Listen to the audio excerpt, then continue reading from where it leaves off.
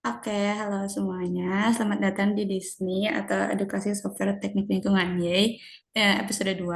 Nah, buat episode ini sekarang kita mau belajar tentang software high split yang bakal dijelasin sama Kak Fahri. Kepada Kak Fahri dipersilakan.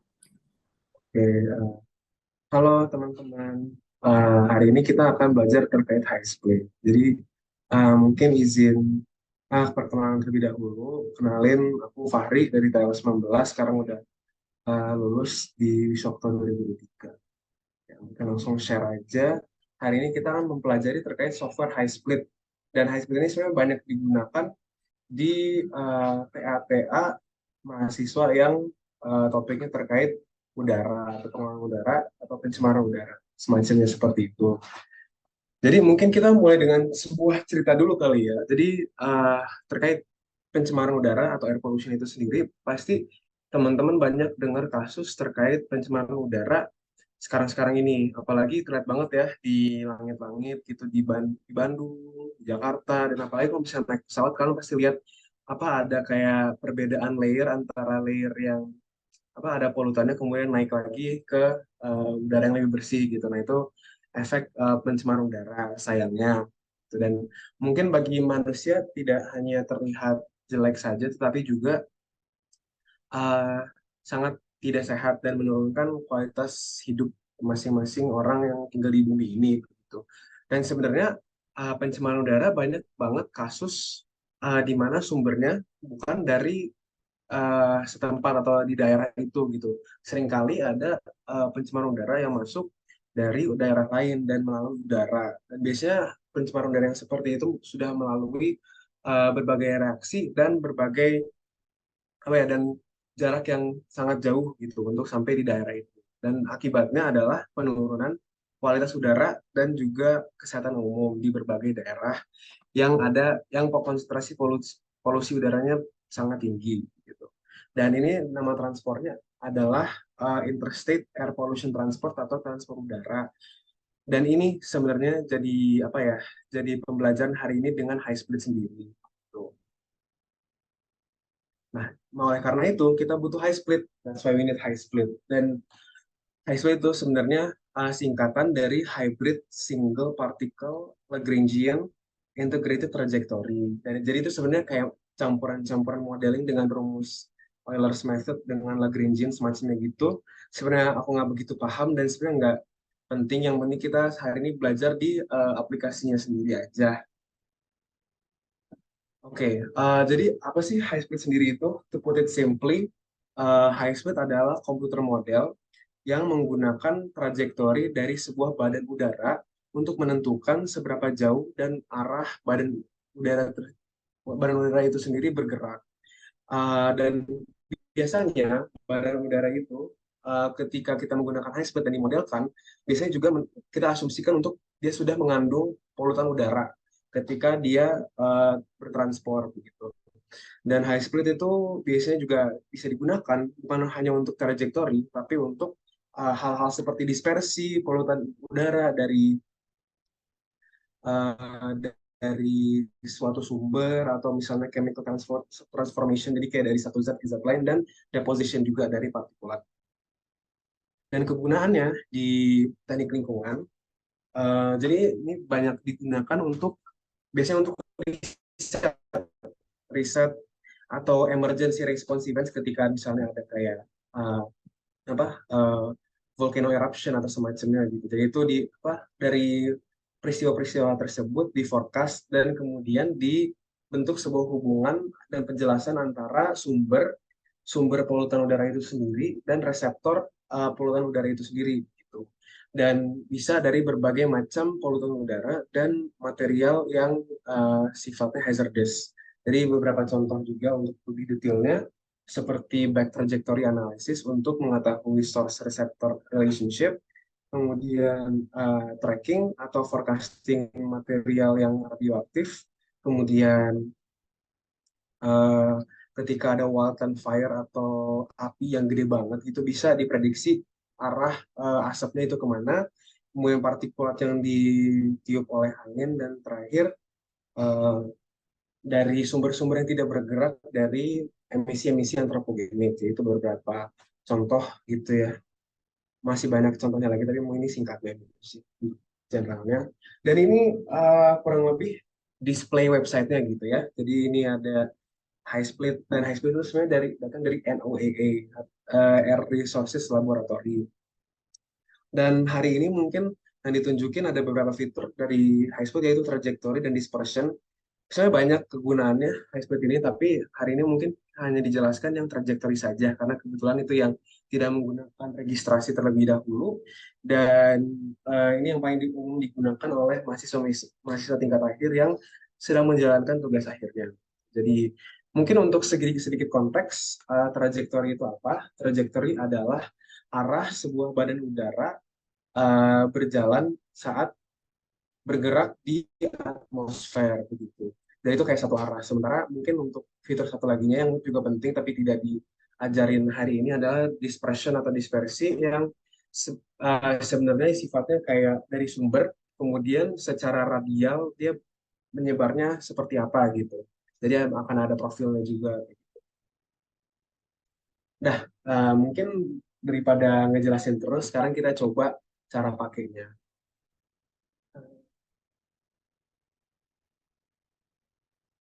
Oke, jadi ini seperti yang website HighSplit tadi, kita mulai di websitenya. Dan ini URL-nya ready.noaa.gov/highsplit.php. Nah, kita langsung pencet di trajectory. Dan ini sebenarnya ada beberapa fitur, teman-teman. Ada Compute Forecast Trajectories, jadi kita lebih ke nge-forecast sebuah trajectory dan ngemodelin dari data-data yang ada. Atau kita bisa Compute Archive Trajectories, yaitu trajectories yang masa lalu gitu. Mungkin kita coba hari ini di Forecast Trajectories. Nah, di sini mungkin untuk mencontohkan bentuk trajectory sendiri, ini ada beberapa jenis trajectory, yaitu pertama ada normal trajectory, jadi dia lebih kayak arah badan udara dari satu lokasi ke lokasi lain, dan itu kayak satu jalan aja.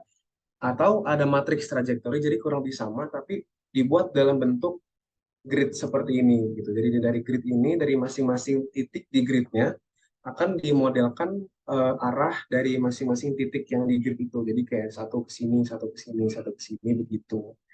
Kemudian ada juga trajectory ensemble. Jadi trajectory ensemble itu lebih kayak harinya kita modelin satu titik dan itu hanya satu arah, kita memodelkan semua kemungkinan arah yang bisa terjadi dari trajectory dari satu sumber itu.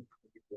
Dan terakhir trajectory frekuensi itu hanya uh, trajectory dari satu single location dan dihitung setiap 6 jam, kemudian dari setiap 6 jam itu akan ditambah, akan disum atau ditotalkan dari semua trajektori tersebut, dan nanti ada sebuah frekuensi gitu, jadi seberapa banyak arah itu berjalan gitu. Oke, mungkin kita langsung lanjut aja. Untuk inputan pertama kita ada jumlah trajektori yang kita ingin gunakan atau starting location. Jadi ada satu, dua, dan tiga. Mungkin hari ini kita coba contohin satu dua aja, karena sebenarnya untuk yang lainnya mengikuti begitu. Dan ini jenis trajektorinya normal aja dulu. Kita coba lihat ya. Jadi kita pencet next. Kemudian di bagian meteorologi ini, biasanya Indonesia hanya ada di yang GFS ini. Karena yang lain udah dicoba dan emang nggak ada gitu. Emang nggak ada Indonesia sebagai sumber titik lokasi di uh, data meteorologi ini. Jadi ini koleksi data meteorologi gitu. Nah, untuk more infonya, jadi bisa dipilih meteorological dataset gitu. Jadi kita nggak mesti input sendiri, kita udah ada meteorological dataset dari satelit yang dari NOAA begitu.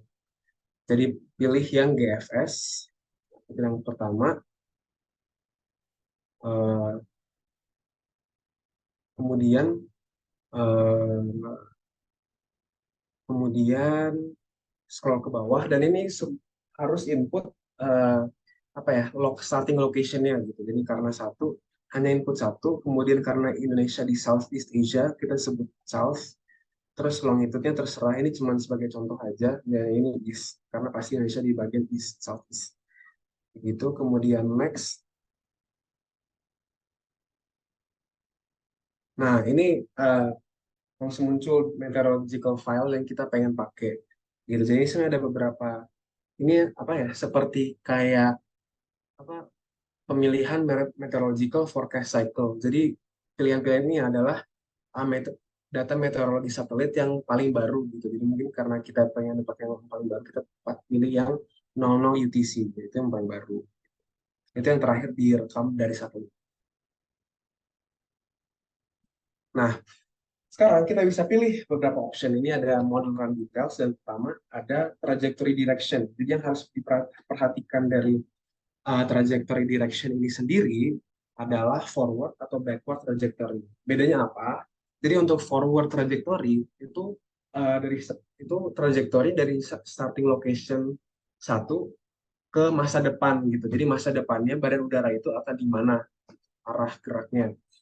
Dan kedua ada backward. Jadi kalau untuk backward sendiri dia akan memodelkan trajektorinya tapi dari masa lalu. Jadi mungkin dari starting location yang kalian pilih akan dimodelkan itu sebenarnya badan udara yang udah di starting location itu munculnya dari mana, dari daerah mana gitu.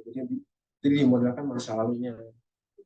Nah, untuk vertical motion ini selanjutnya vertical motion itu lebih ke apa ya kayak settingan untuk pressure-nya gitu. Jadi biasanya orang-orang langsung milih model vertical velocity.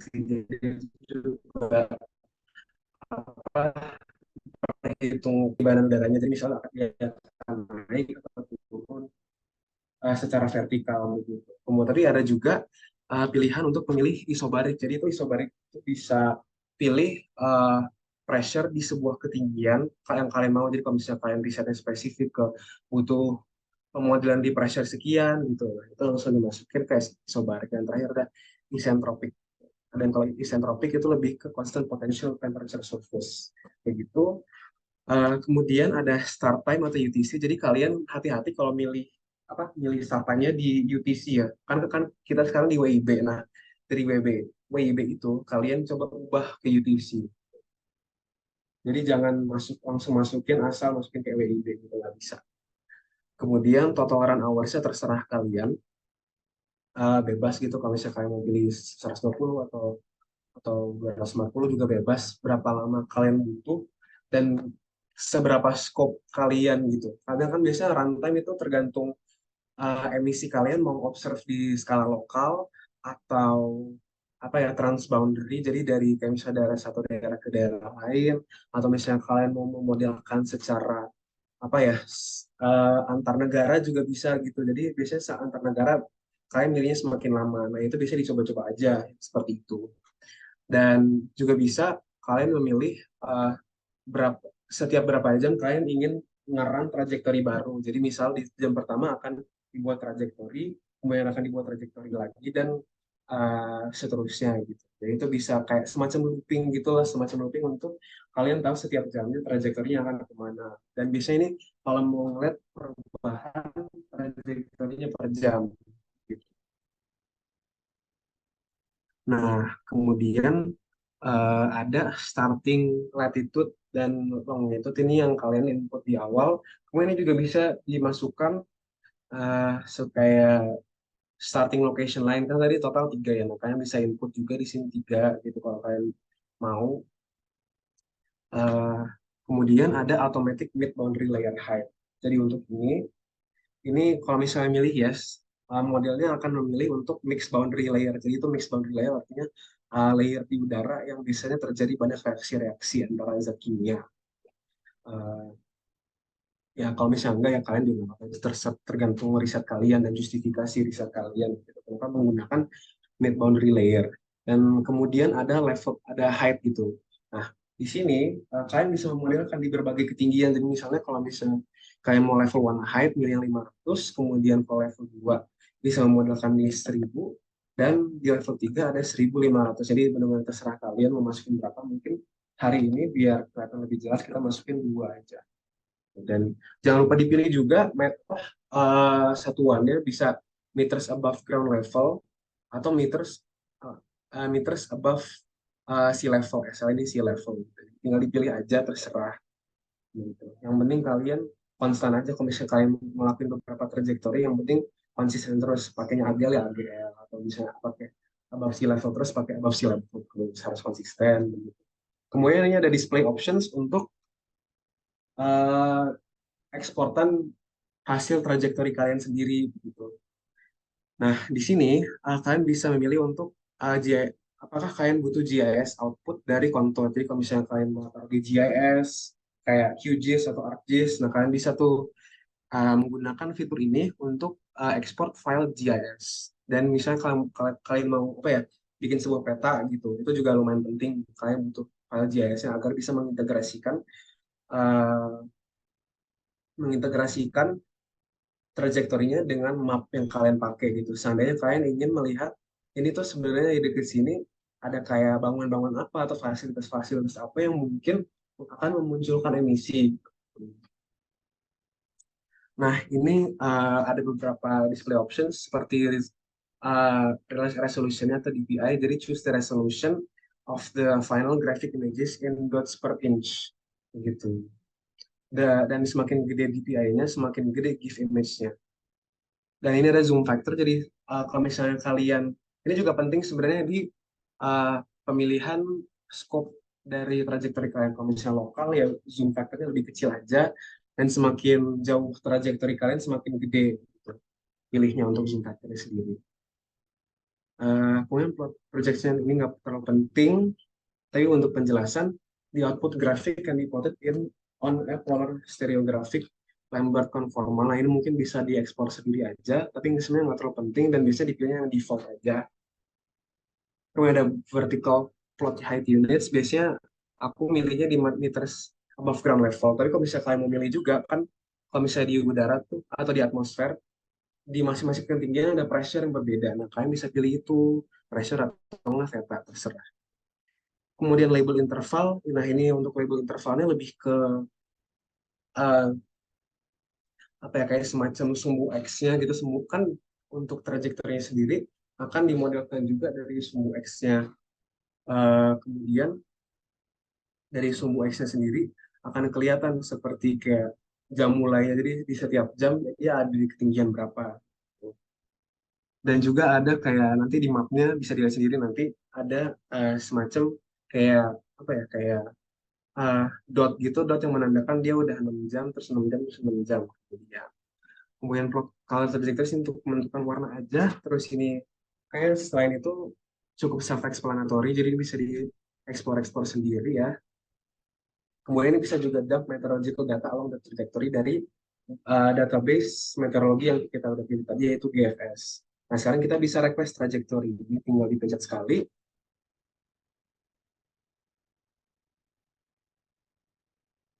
Nah, ini akan muncul tampilan seperti ini. Nah, ini kita tinggal tunggu aja. Biasanya dia akan reload setiap 10 detik sampai model dan grafiknya udah kelar. Jadi ditunggu aja gitu.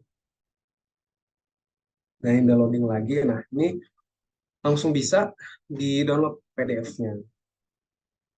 Nah, ini uh, apa high speed model yang kita baru bikin dan baru kita download. Nah, kalau di sini kan tadi kita udah milih apa ya, dua macam ketinggian nih uh, di 500 dan sekitar 1000. Nah, ini di dalam pressure ya teman-teman untuk ketinggiannya. Jadi di ketinggian 1000 itu ada di 888 uh, HPA, dan untuk yang di ketinggian 500 ada di 99 HPA begitu. Dan ada apa namanya, dua macam trajektori di berbeda ketinggian. Dan sebenarnya di dot-dot ini kan ada kayak dot-dot gitu ya. Nah, ini satu dot ini artinya 6 jam, 6 jam, 6 jam, 6 jam, 6 jam. Jadi kalian misalnya per 6 jam dia udah di lokasi yang mana, begitu. Nah, kemudian ini juga ada detail-detail seperti job startnya jam berapa, kemudian source-nya untuk starting location di mana, kemudian ketinggiannya ada di mana aja, dan durasinya 120 jam gitu. Jadi kalau bisa di sini perjalanannya cukup jauh ya, begitu dari starting location ke negara-negara lain sampai mana nggak tahu tuh, gitu ya. Kemudian ya ini untuk sekilas, mungkin untuk fitur-fitur lainnya seperti matrix ensemble kita bisa dicoba-coba sendiri, tapi kurang lebih inputannya mirip. Jadi sebenarnya ini cukup simpel untuk kalian modeling untuk PA kalian. Nah, mungkin kita lanjut dengan PPT-nya. Nah, sebenarnya cara aku pakai high speed ini sendiri tuh gimana sih gitu. Jadi di PA aku yang berjudul The Influence of the Transport of Ozone and its Precursors on Ozone Accumulation from Anthropogenic Activities in DKI Jakarta, atau pengaruh dari transport ozon dan prekursor ozon eh, terhadap akumulasi ozon di aktivitas antropogenik di DKI Jakarta. Itu judul TA aku, dan ini nge-highlight ini ya, judulnya itu transport atau perpindahan. Gitu. Jadi kenapa aku pakai high speed ya, karena memang inti judulnya itu begitu. Dan caranya, how did I use it? Pertama, untuk source region identification dari prekursor ozon. Kemudian kedua, ada evaluasi transport path dan estimasi kapan kapan partikel itu datang di tempat yang dituju. Ketiga, ada menganalisa efek-efek dari kondisi meteorologi terhadap transport itu sendiri, karena banyak ya yang bisa mempengaruhi transport, seperti angin, hujan, gitu. Dan terakhir ada determination of hotspot. Jadi hotspot itu maksudnya tempat-tempat yang emisi ozon atau prekursor ozonnya tinggi. Nah, mungkin untuk memberi sedikit konteks terkait kayak aku, dari tadi aku nyebut terus ya, kayak prekursor ozon, terus kayak transport ozon dan akumulasi ozon. Mungkin untuk konteks sedikit, nggak usah terlalu detail banget, tapi ini reaksi pembentukan ozon, teman-teman. Jadi, ozon itu tidak langsung dibentuk di dalam di atmosfer, tapi dia dibentuk oleh dua prekursor. Prekursor itu zat-zat yang membentuk ozon sendiri melalui sebuah reaksi. Jadi ada dua, yaitu VOC. Jadi VOC seperti yang teman-teman mungkin pernah belajar di kimia TPB, itu berupa hidrokarbon seperti metana, etana, dan teman-temannya. Banyak banget itu. Kemudian ada NOx. NOx itu berupa dari NO dan NO2.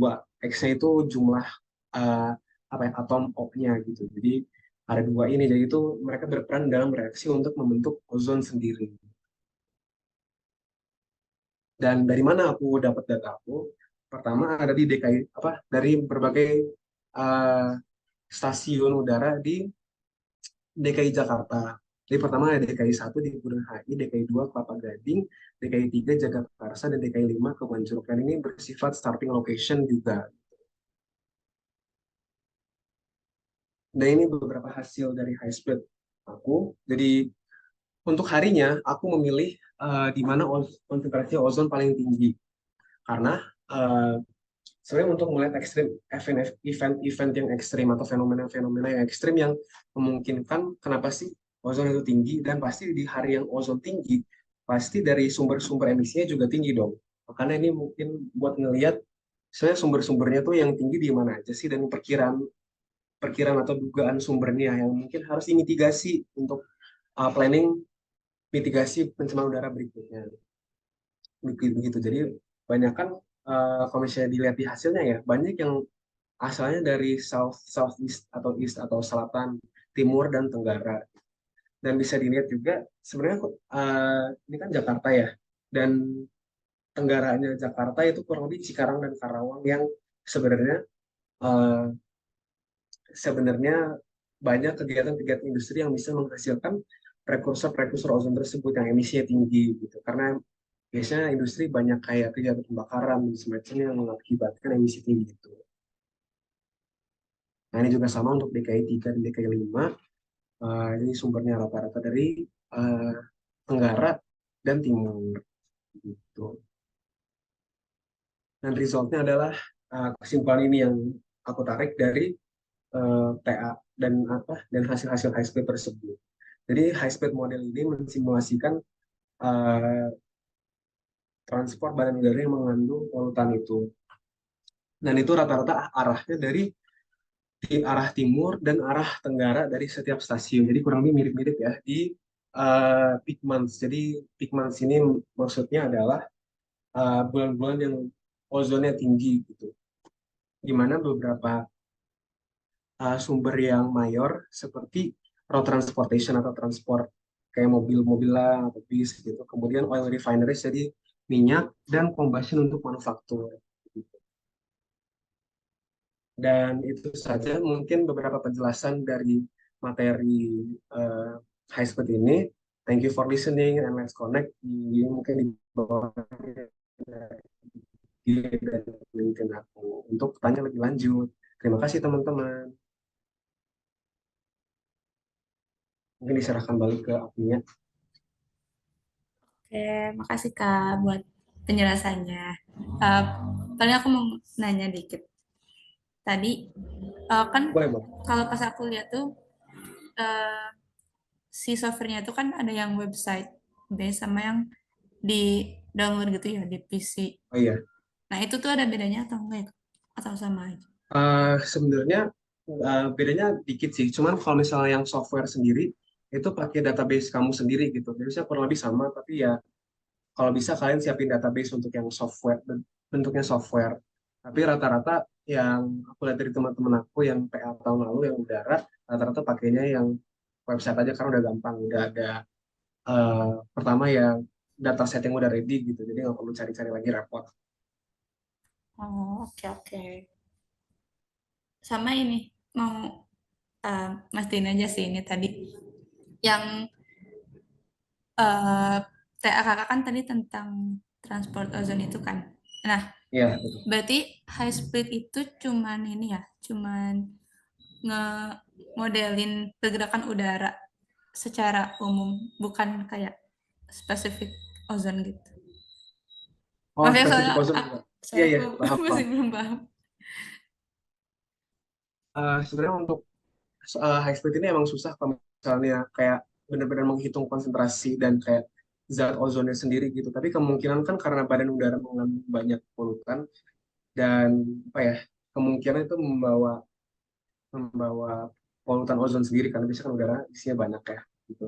Ya itu yang didugakan gitu. Dan sebenarnya kalau misalnya hasilnya dari karena aku juga ada hasil apa ya hasil konsentrasi ozon di source locationnya gitu. Jadi mungkin karena apa ya sebenarnya harus banyak mengkaji juga sih mengkaji TA kayak kenapa sih eh, konsentrasi bisa tinggi dari situ. Nah mungkin dari dugaan aku adalah oh ada perpindahan dari ada daerah sini sini sini sini gitu karena kan tadi juga disebut ya kalau misalnya sebelumnya sumber yang tinggi adalah road transportation kemudian pembakaran untuk manufaktur ya gitu. Nah itu biasanya apa ya kayak karena kayak daerah-daerah yang dilalui oleh badan udara itu seperti Karawang dan Cikarang banyak kegiatan manufaktur untuk combustion.